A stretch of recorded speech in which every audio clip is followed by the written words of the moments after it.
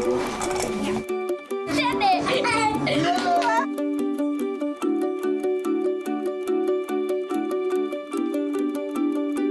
so many funny stories about him, but one of the things that sort of sticks in my mind now is the way he used to say mum all the time. Mum, mum, mum. And there'd always be, you know, like lots and lots of mums, and I'd sort of say, what? What do you want? And we'd get caught up in this where he'd just say mum, and I'd be saying, what do you want? And I'd finish it off by saying, do you like Laurie's mum? If mum made him do the dishwasher, he'd like, his talking would be very about mum, but it would be like ridiculous things like she should be put in prison or it's a breach of his human rights and stuff to do the dishwasher. I'd say, how was school today, like you do to kids, and he once told me that there'd been a knife fight in class, which struck me as unlikely. So I said to him, well, that's terrible, you know, what did the teacher say? And apparently the teacher just said no knives in class, you know, as opposed to it's okay, like, you know, playground, presumably. He told people that we made him live in the cupboard under the stairs, you know, which was quite amusing. He was very repetitious. So if he asked you something, he'd see a picture of a bus and he'd be talking about the bus and he'd say, who was the bus driver? And I'd say, well, I don't know. Who was the bus driver? And this would go on for a while, and in the end I'd give up and I'd say, oh, it's Fred Brown. Oh, Fred. He had a huge appetite. He would eat from morning till night if you let him. You'd only have to see a cake and it would be gone.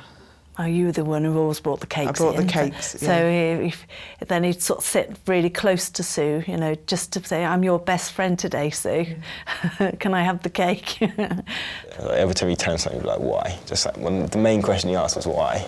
You just have to keep thinking of something to say after it and then just say why again. I don't think I've ever heard him end and just go, oh, that sounds interesting. It would always be another why, until you finally just went, I don't know, Connor, I can't, I have no idea. We were in a big family group one day and he went round all the family going, why?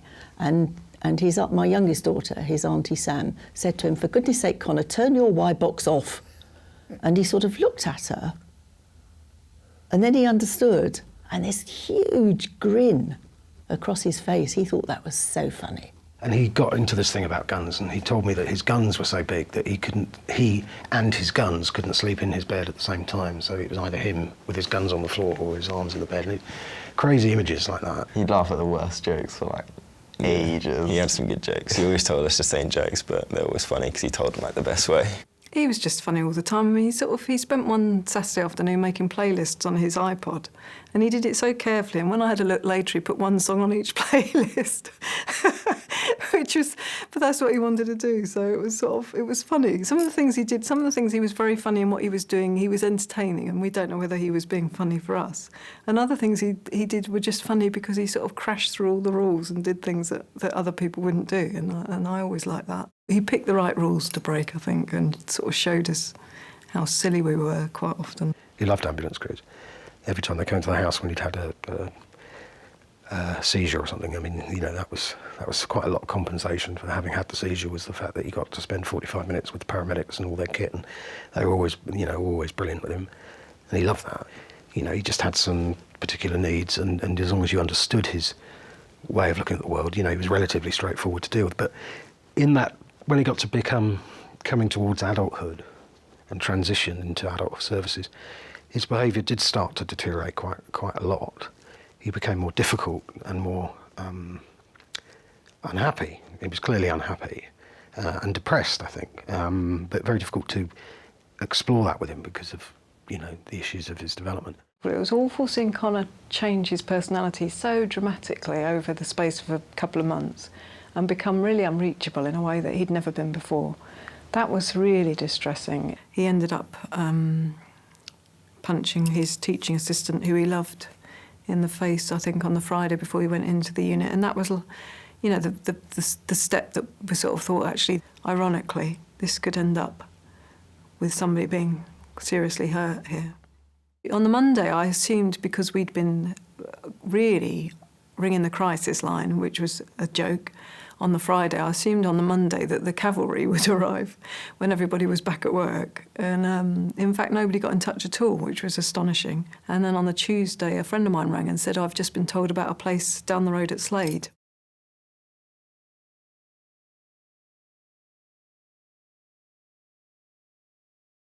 But we did think, genuinely, that we were doing not only did we feel like we sort of hadn't got much choice because that's where we'd reach, but that, you know, we were probably doing the right thing. You know, we thought he would be in there for a short time, he would be assessed properly, and the assessment would lead to a set of recommendations or suggestions or plans that would help Connor and us, and, as I say, people who had to work with Connor, to kind of provide him with the support that he would need going forward into full adulthood. We just used to sort of ask what they were doing. I remember sitting in a meeting saying, well, where's the assessment and treatment? And they'd just fob us off. They changed his medication in May time, I think it was April. And Connor was always sensitive to medication change. And I went in to visit him one day, and he was very disorientated and he'd bitten his tongue, and it was obvious to me, as his mum, he'd had a seizure, so I went downstairs and told them, and they'd seen he'd bitten his tongue, but they just thought he'd bitten his tongue, so they'd just given him Bonjela. They hadn't made the connection between biting his tongue and epilepsy. So then I sort of said, you know, you need to do something. He's obviously having seizures. And they made noises about doing things. They ordered an epilepsy monitor. It turned out that they decided he wasn't having seizures. Also turned out they were allowing him to bath unsupervised. And inevitably, you know, with hindsight, we didn't know this at the time, but he ended up drowning, which is absolutely, you know, I cannot believe it. You know, I can't believe he's just died in such a terrible, wasteful, careless, preventable way.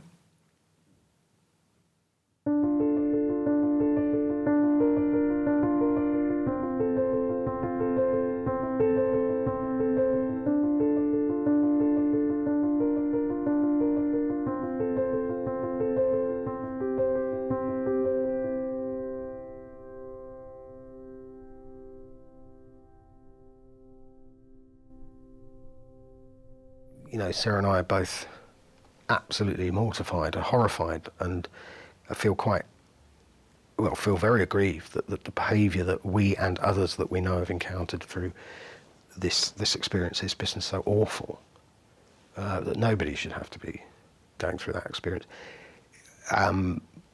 particularly after they've had a bereavement of a child. You know, I mean, it's one thing to have a death in the family, which is something you really, really don't want. It's another thing for it to be your child, which, you know, I never expected to. I mean, you worry about so many things when you have kids, of course. You worry about them, you know, car accidents, and you worry about all sorts, you know, them not being happy, them being depressed, maybe they might take drugs, or they might get into a bad fight. And you do worry about a lot of things. And one thing I never really worried about was that one of them would die, you know, while being looked after in an NHS hospital. It's sad that it has happened to Connor, because Connor was a nice young lad, and his mum and dad just probably feel lost without him. I don't think they were trained properly. They didn't realise what was wrong with him. Don't necessarily leave them unattended in the bath if that's what's required, or give them a shower. You know, it's not rocket science.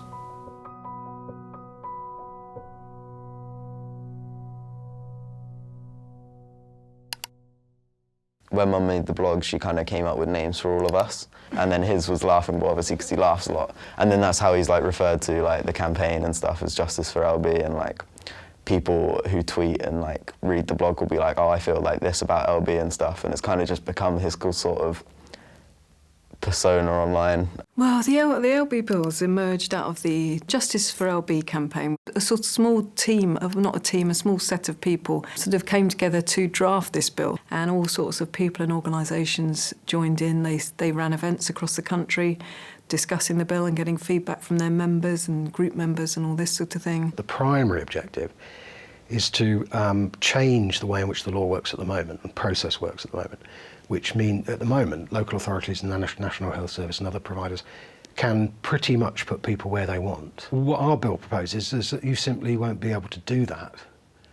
You will have to take full regard of the individual's desires and wishes into account before making them a placement in residential accommodation. The bill tries to at least ensure and encourage that you know, the knowledge, the love, the affection, the care, the experience that families have isn't ignored by providers and is a full part of the process by which people are not only placed, if they have to be placed, but that knowledge is, and that involvement of the family and carers and supporters is encouraged so that the best possible provision can be provided and the best level of understanding. Now, when I met Sarah, she told me of the tragic story of her son Connor, who died in an assessment and treatment centre in Oxford.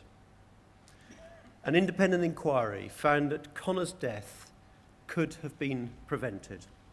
Staff had failed to use his parents' knowledge of his condition to make sure he was cared for safely.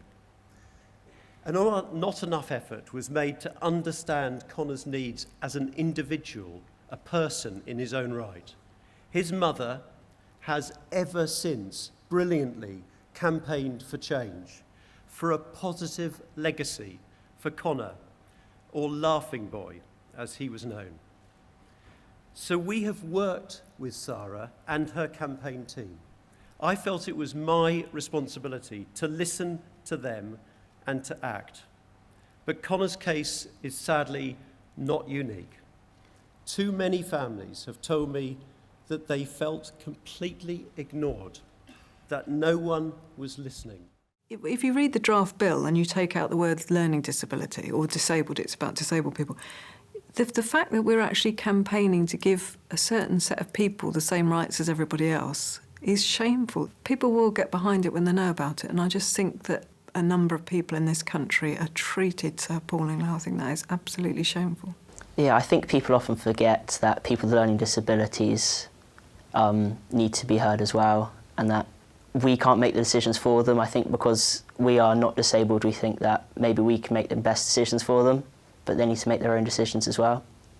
People need to be more aware, need to make adaptations and kind of look, people can do stuff, but you might need a little bit of support, yeah. Give them the time and the encouragement to do it and actually let them see what they can do.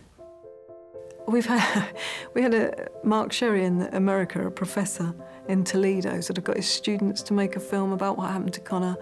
There's been brownies in New Zealand drawing buses, because Connor loved buses, on the floor at their brownie meeting. We've had a sociologist in Vancouver riding on buses and taking photos of a bus every day to celebrate Connor's life.